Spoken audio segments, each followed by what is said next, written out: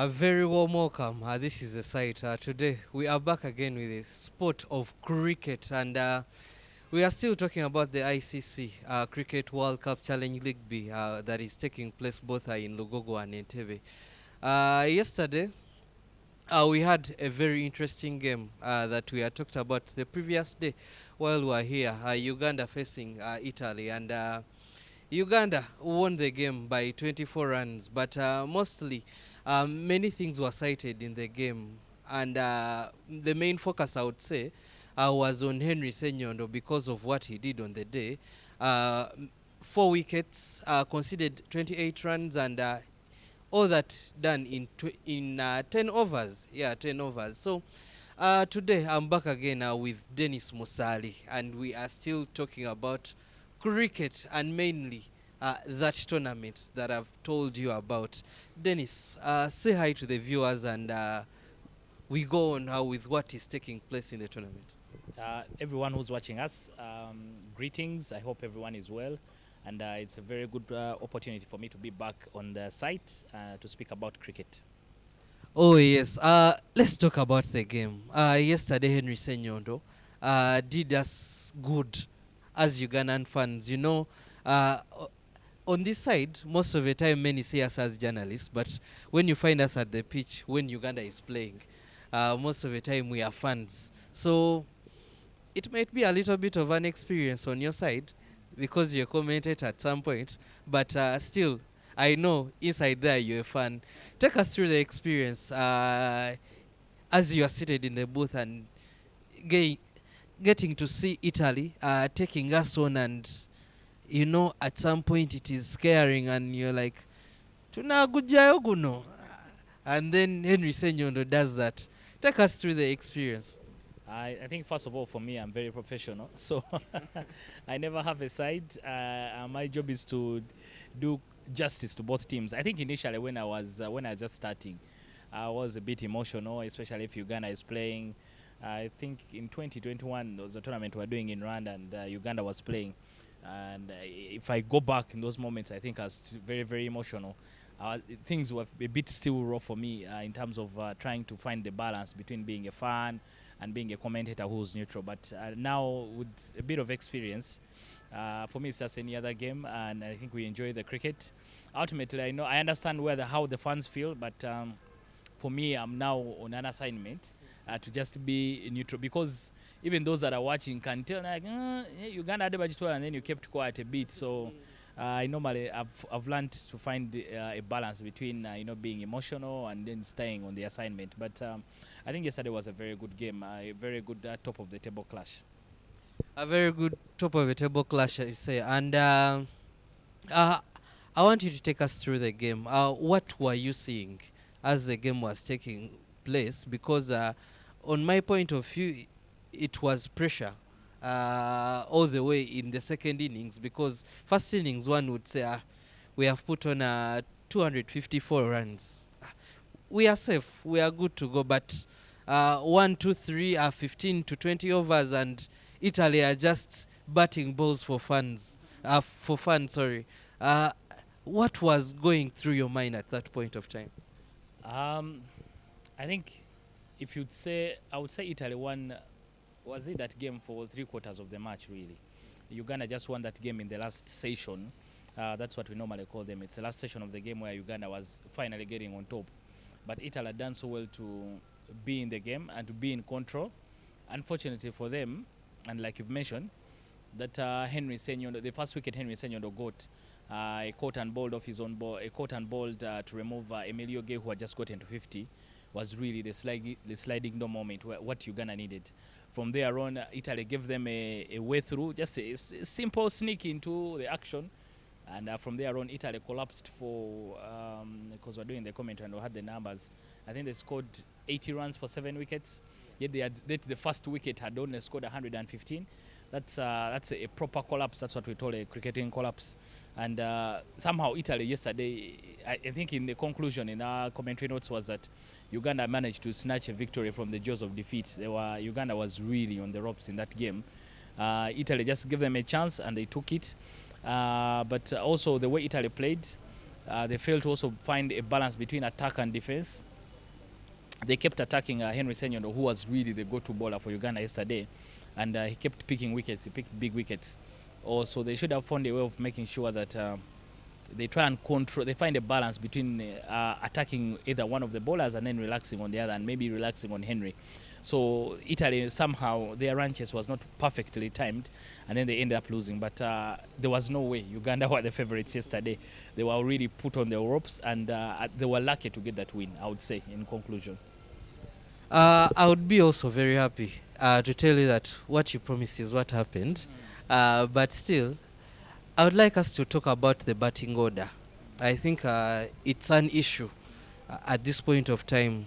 We may see it from this perspective at this point of time, but remember the Challenge League B is still going on. We might have to go to Hong Kong at some point, and still it may still be the issue. So, what solution do we have for his batting order? Yesterday, while I was talking to Riazat, he got to tell me that yes, it's a little bit worrying, but still, he, as a captain, has hope in all the boys that open up a batting for Uganda.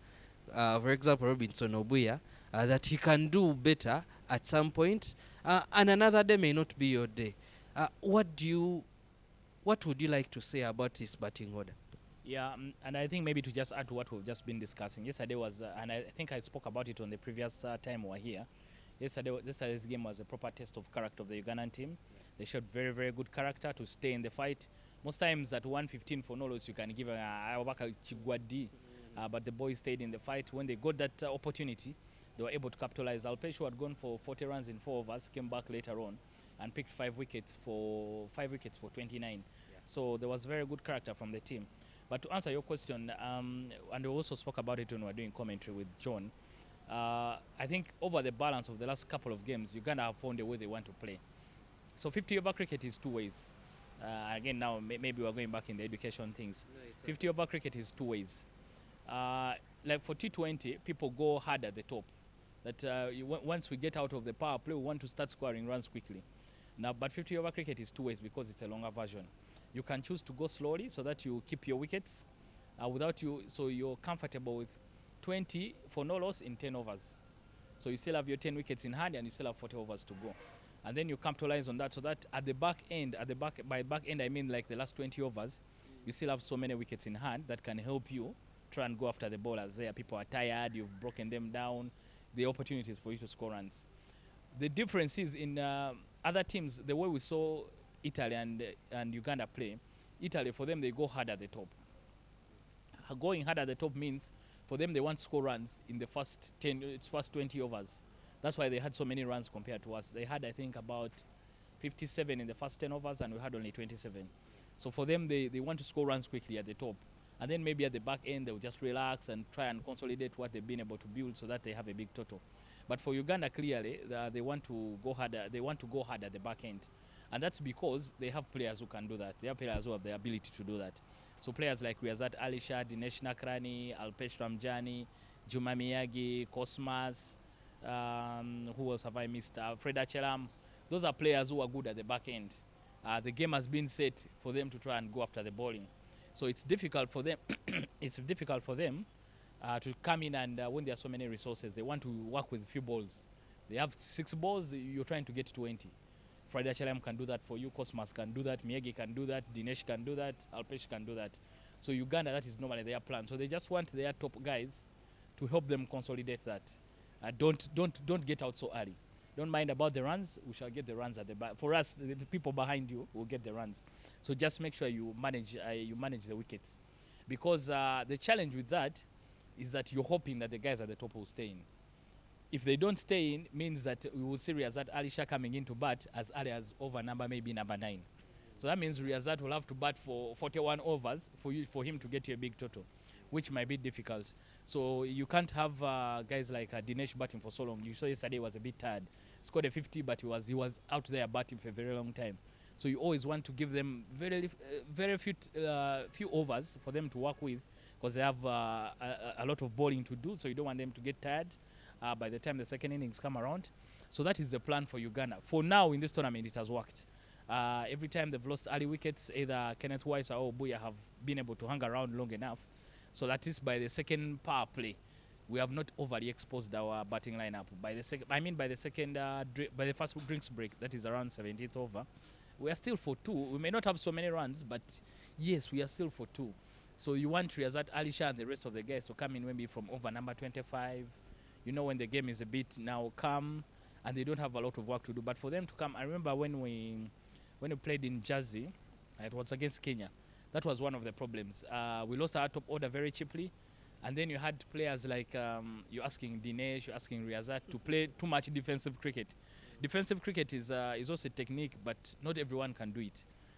Because he can't block all the time, block well, block properly so that he doesn't get out LB and things like that. So that is a bit of a challenge for people who like to hit the ball all the time.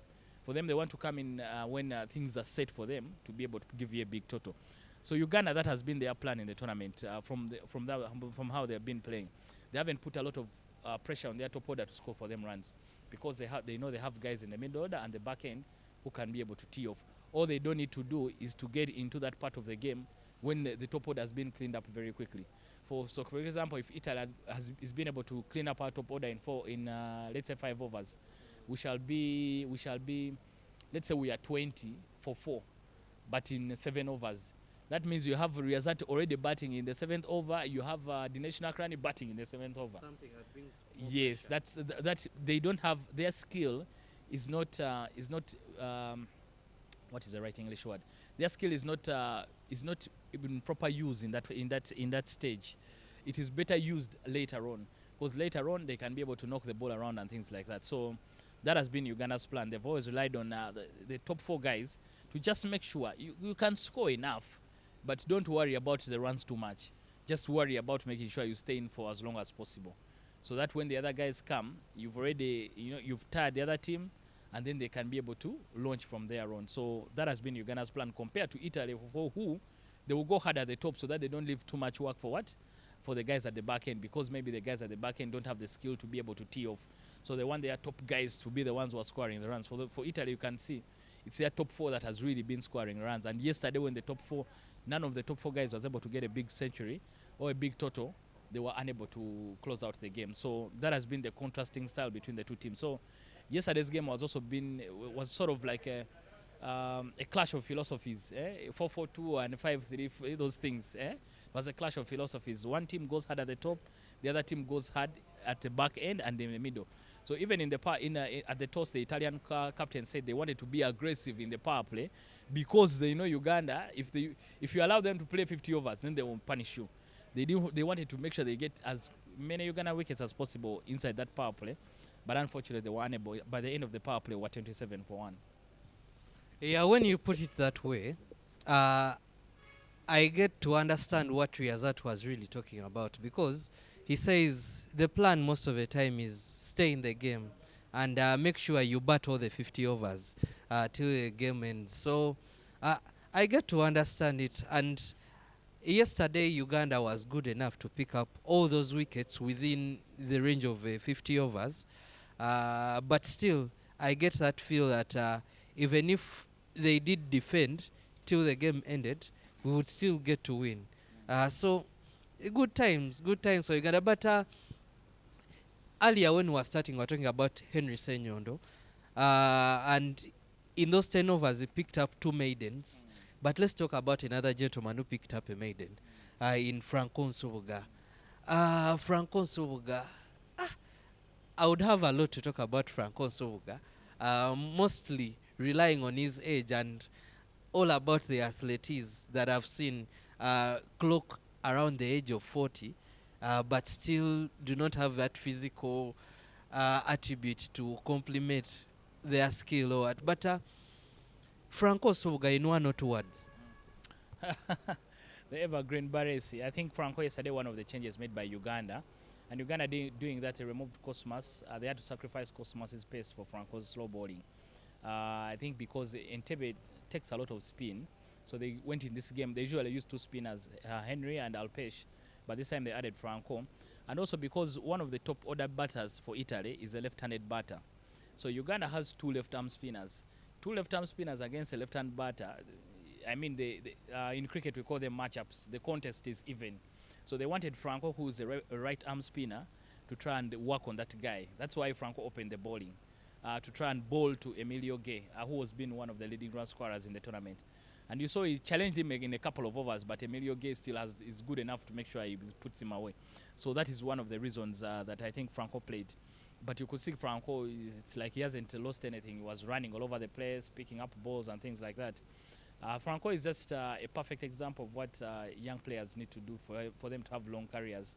And I hope he's passing on that knowledge for them, how to look after yourself. Franco doesn't drink.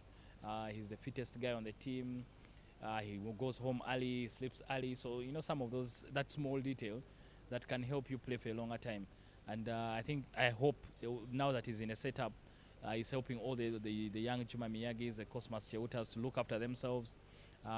They've struggled with the injuries a little bit, but to look after themselves and how they can play long and how to be masters of their own skill. Franco doesn't play in that team because he's an old man. He plays in the team because he can make a contribution. So those are things that people need to understand. People say, "Hey, no. Franco doesn't. He first makes a team as a player because of his skill, and then the other stuff is complementary." Talking about Franco, there is something that I was talking to Yazat, and he was trying to explain to me, but something that I didn't understand, and I know the viewer out there would like to know more about it, and that is the wicket spinning. What does it mean by the wicket spinning? Yeah, so the wicket spinning means, for example, the Lugogo surface. It's good for you to play two pace bowlers like Cosmas and Miyagi because the wicket takes some bounce, takes pace. We normally call it takes pace. So if they are bowling their pace, the wicket can help them. The wicket is quicker, the ball goes to the keeper very well. But the Entebbe wicket over time has been a slow wicket. Slow like playing in Asia, sort of. So that means that the wicket takes turn. If it's a slow wicket, it will take turn. It will take spin. That's why you would rather play one pace bowler and use three spinners in Entebbe. But in Lugogo, because it's a wicket that takes space, it's okay for you to use two pace bowlers and two spinners because now spinners will not have any advantage on this wicket. You're better off having pace bowlers. So that's what essentially it means. Teams that play, for example, playing in India, all Indian wickets take spin. So teams that go to play in India will normally carry an extra spinner instead of taking an extra pace bowler. But when you go to Australia, South Africa, or England, those are pace wickets. So sometimes teams don't even go with a spinner because there is no point. You will have him in the team, but he won't be effective. So normally when you want to win, you can play all pace bowlers in Entebbe, but the point is that they won't be effective. They will have to work very hard to get something out of the wicket. Yet if you played three spinners like Uganda did yesterday, all the wickets yesterday taken by Uganda were picked by slow bowlers. None was picked by a pace bowler. So that shows that that is a spinning wicket, and using slow bowling options was a good decision by Uganda. You've said it takes it takes a lot of energy. Yesterday I was looking to Juma Miyaji, and by the way, he's one of the people that bowled so well as the game was getting done, because I had that feel that he was targeting the stumps most of the time. But what would he take? What would it take for him as a pace bowler to get at least, let me say, 11? Okay, let me put to a target of 11 while you are in Entebbe. And okay, what would it be the difference? I think it's the right question. What would it be the difference for him getting 11 here and 11 in Entebbe?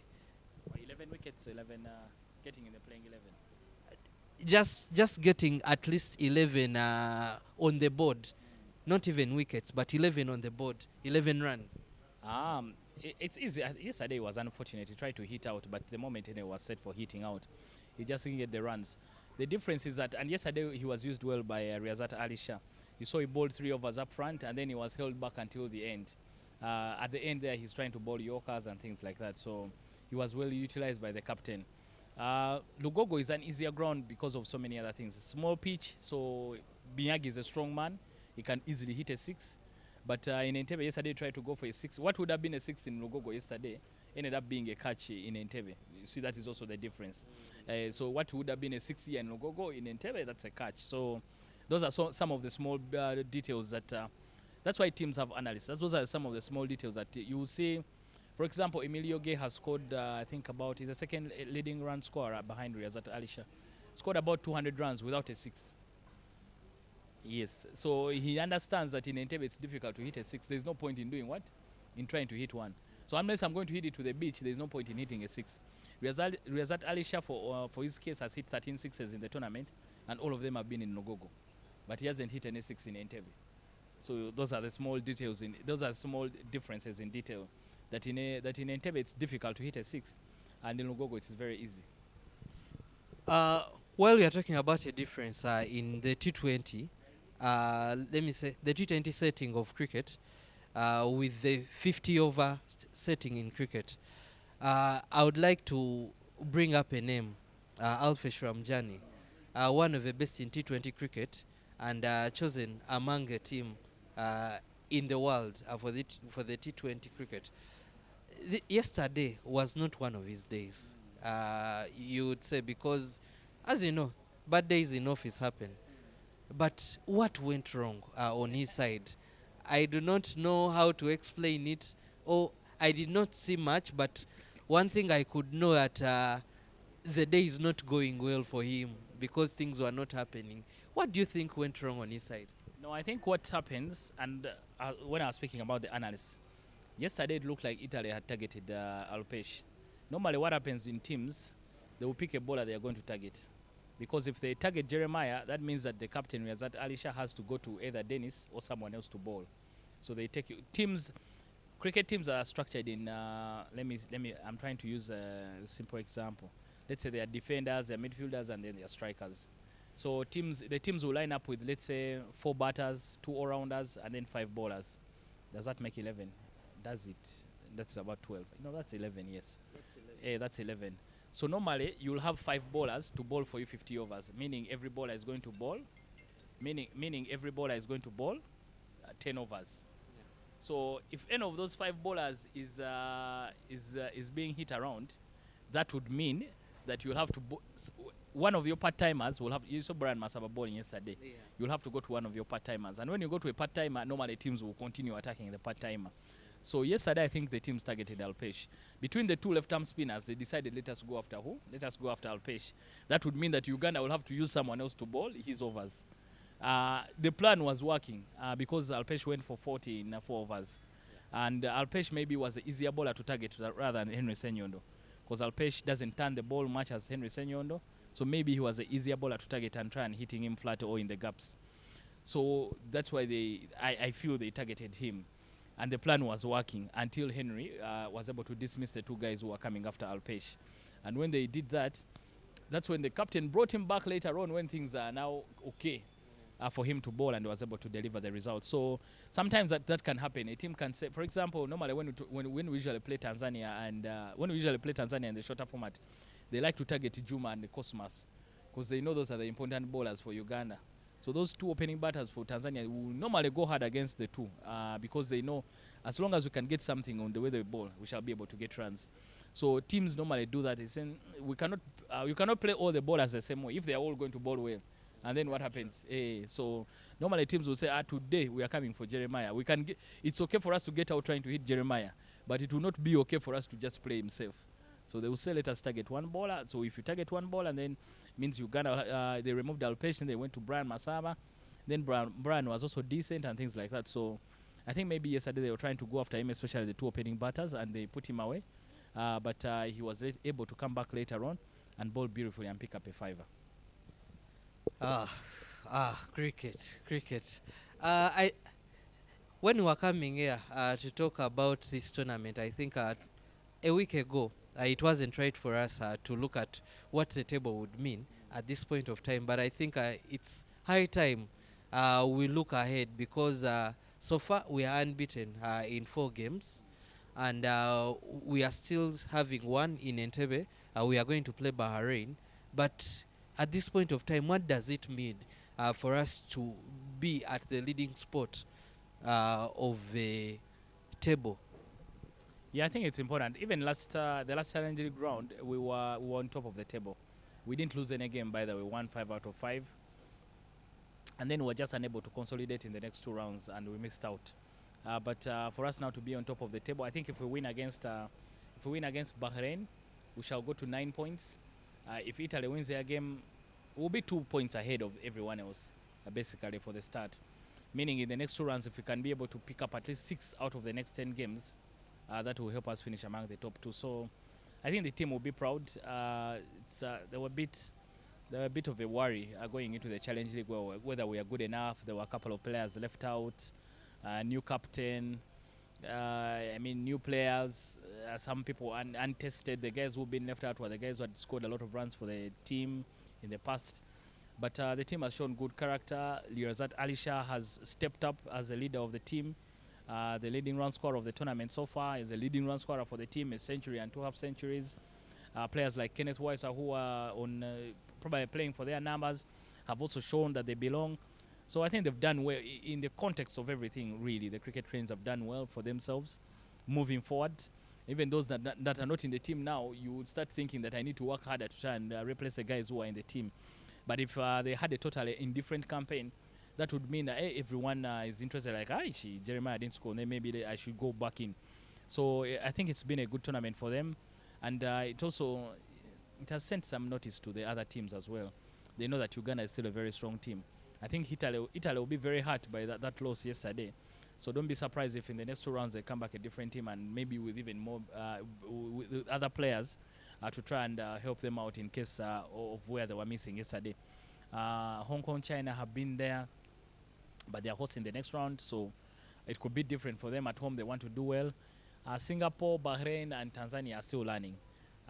They're still learning, so for them, maybe they will stay out of the top 3 running. But now, in our particular group, 3 very good teams, and remember only 2 of them progress. So now the race is down to 3 teams. And how does Uganda remain a favorite among those top 3 going into the next 2 rounds? That puts a bit of pressure on you as well as Uganda. You want to be among the top 3. Those top 3 sides are all very, very good teams. Because we know Hong Kong said for them, they think this round is already done and dusted. They haven't done well, but they're going straight into a camp preparing for February. So there's no rest for them. So, it's going to be very tight, and it is very important that Uganda has been able to make sure that this home advantage, they've used it well to ensure that they finish top of the table. We have used it very well. That's one thing that I can acknowledge as a person, because I've been there, I've watched some of the games, and yeah, I'm very happy on my side. But lastly, I would like us to talk about that game against Bahrain. We are facing them in Entebbe. It's our last game on Saturday. So, what can we expect? Something new? Not exactly. I think Uganda wants to consolidate that win. I don't know. Kenneth Weiser missed out yesterday because he was injured. But Raghav Dawani came in the team and he scored a 40. Maybe they make changes, maybe not. Don't be surprised if the same team plays. Uganda, just to make sure that they take care of that result.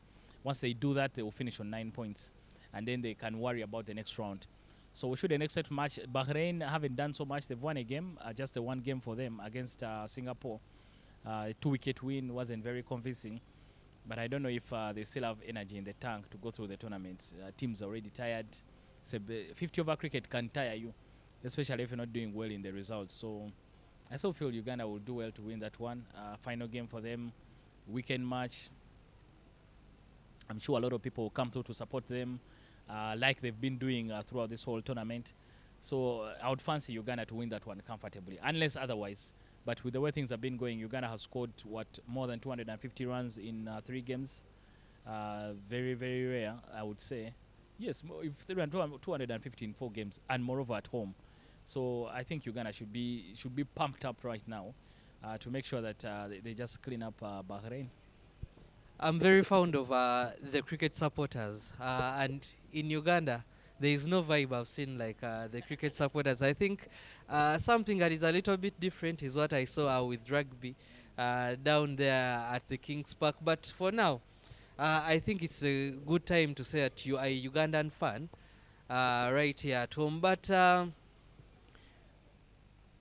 was seated with some cricket fans, and they were talking to me about that Italy side. I think the right word in Luganda they used is that abacuba abo abacuba bo bangi bawera naye mulaba mutya wano mu Uganda we tuleetayokko ku bacuba ne tubongeramu tuyinza obeera mu World Cup. uh, what do you think about different countries, for example in Africa, bringing in players? So we have been talking of Italy. They have an Australian. Someone was telling me Joe Burns was one of the opening batters at some point for Australia. That's a very big statement. Then they have Emilio Gay. They have as looking at Bag from South Africa. What do you think about different nations in Africa? Not even particularly, not even Uganda, but in Africa, bringing in players from different continents to come and supplement their teams. Uganda throwing stones when they also live in a glass house. But the point is that for countries like Italy, what they've done, and it is very legal, it's not that it's illegal, countries like Italy don't have a cricket heritage. They don't have a cricket heritage, so maybe they don't have very good cricket pitches and things like that. Cricket pitches, cricket history, cricket support. What those countries do in Europe is they look for people who have what is the right word? What is the right word? I want to make sure I use the right word. They look for people who have I don't want to say connection, but they look for people who have a heritage to that particular country. So, for example, Jeremiah might be living in the UK, but his grandfather is Ugandan. Yes, and they are intentional about that. I think the key word is being intentional. So, Uganda, we haven't done that.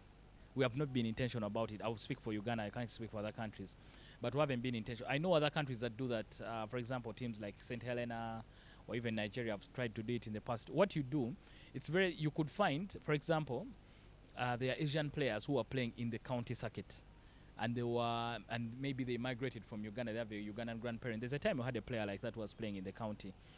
Even came here. I wanted to go to Jinja because they had been told, we came from Jinja. We used to live in Jinja. Those things like that.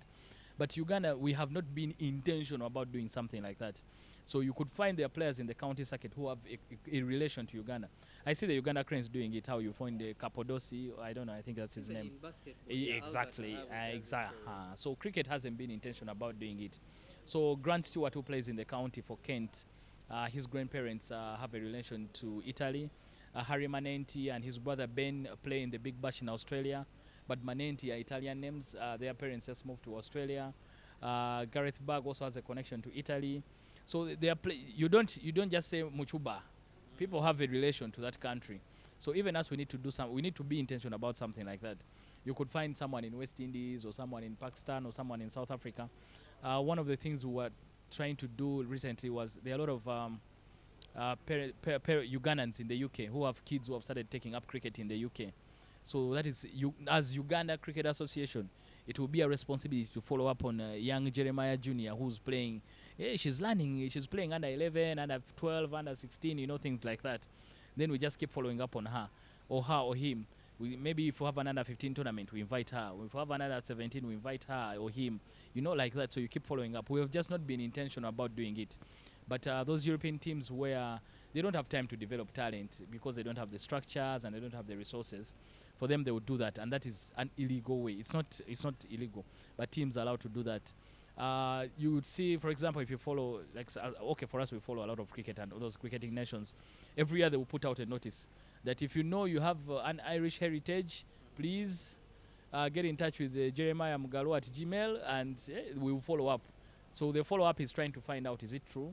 They said they used to live in Kajansi. Was there a family here called the Mugalus? Things like that. So those teams have people whose job is to just do that. So they keep, if they know, hey, no, the guy has a connection to Italy, they will reach out to the player. They tell him, do you want to play? Because some of those guys have stopped playing.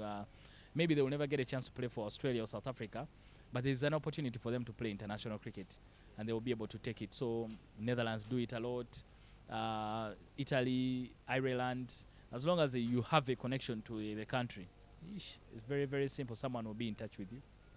You've talked about it, and one thing that I've picked up in general is that most of these countries are European.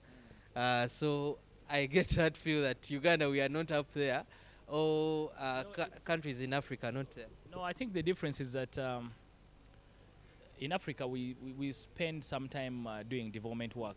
So you want to give an opportunity to players like Pascal Murungi, you want to give an opportunity to Kenneth Waiswa, Juma Miyagi, Cosmas, because they come through your structures. So a lot of those countries, for them, they don't have those structures yet. They have structures that are indifferent. Maybe when the kids reach 7 years old, they change location, what, and things like that. But for us here, you grow up in Uganda, you grow up in Fort Porto, come to Kampala, and then you get elevated. But for them, maybe the parents move on, and then every time he goes to another country, he changes the sport.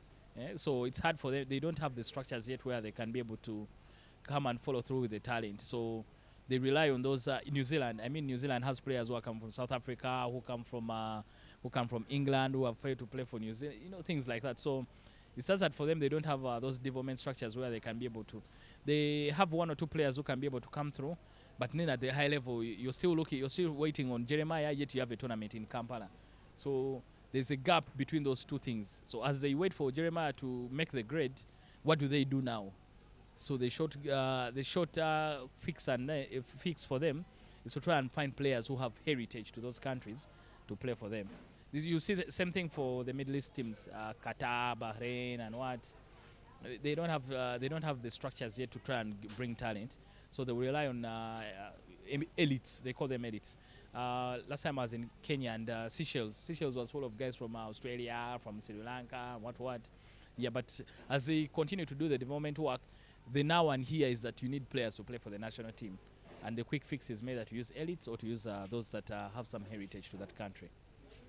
I would have a lot of questions to ask you on that, but it's something I think we are going to be discussing as time goes on. I do not want this tournament to be the last where we only speak cricket. At least we can have something stable for the cricket world or the cricket industry right here in Uganda, because I rarely see people get this kind of conversations. But any parting shots, Dennis? Yeah, I think finally for me, I would like to thank the fans who have come out. Many people came for the Hong Kong game. Yesterday, a lot of people made the short trip to Entebbe. I hope they don't get in trouble at work when you've told the boss, I'm coming back, you leave the laptop open. Then next thing when he's watching ICC he's seeing you, hey, go UG, like, yeah, this man told me he's coming back. So, but I would like to thank the fans. Our cry has been to bring out the 12th man. Yesterday, I think our 12th man was a training topic in Uganda. So people did a lot of work to follow the team. It was a big game. The team really needed their support. There's a time when I was hearing the fans trying to cheer for the team. They were quiet, of course, when Italy was on top. And then when things started going their way, everyone stood up. So I had them even singing national anthem. We younger, I don't know how relevant that was in that moment. But whichever way, I think the boys appreciate it. And we thank everyone who has been able to come through. Katuchigalo on Saturday in Entebbe against Bahrain, a team we feel that we can be able to beat. And we're lucky the games in Entebbe haven't been washed out at all, so there should be enough sun. And hopefully that the cricket cranes can finish on a high, and they will need the support of everyone. But very, very grateful to all the people who have been able to make it. Yes, Dennis is very grateful, and I'll also add to his voice. I'm also grateful as well for the numbers I see right there in Entebbe, and I would expect more numbers to come down to Entebbe and support the Cricket Cranes this Saturday as they play their last game against Bahrain. But this has been our time. This is the site. My name is Mugalu Jeremiah, and let's meet next time, perhaps after the tournament. Bye for now.